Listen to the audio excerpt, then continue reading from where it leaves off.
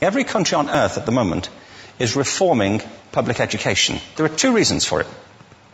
The first of them is economic. People are trying to work out, how do we educate our children to take their place in the economies of the 21st century? How do we do that? Given that we can't anticipate what the economy will look like at the end of next week, as the recent turmoil is demonstrating. How do we do that? The second, though, is cultural. Every country on earth is trying to figure out, how do we educate our children so they have a sense of cultural identity and so that we can pass on the cultural genes of our communities while being part of the process of globalization. How do we square that circle? The problem is they're trying to meet the future by doing what they did in the past. And on the way, they're alienating millions of kids who don't see any purpose in going to school. When we went to school, we were kept there with a story, which was if you worked hard and did well and got a college degree, you would have a job. Our kids don't believe that. And they're right not to, by the way. You're better having a degree than not, but it's not a guarantee anymore. And particularly not if the route to it marginalizes most of the things that you think are important about yourself. Some people say we have to raise standards as if this is a breakthrough. You know, like, really, yes, we should. Why would you lower them?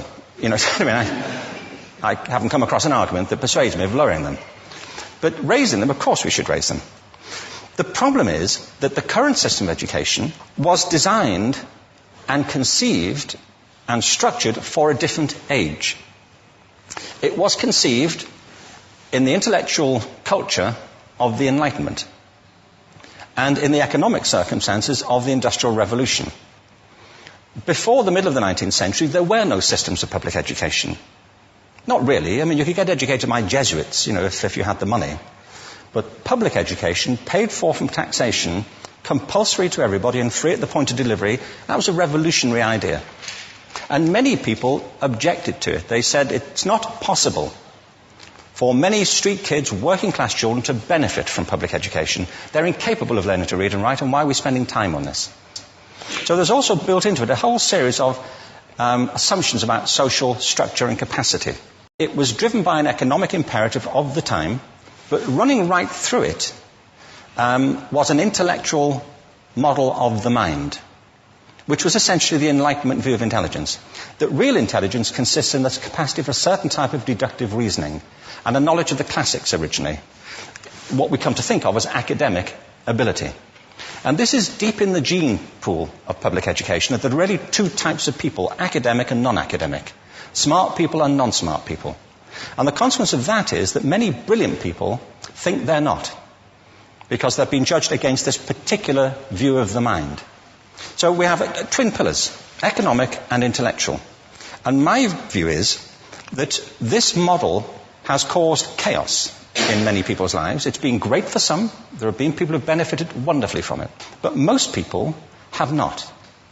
Instead, they suffer this. And I think we should be doing the exact opposite. We shouldn't be putting them asleep. We should be waking them up to what they have inside of themselves. But the model we have is this.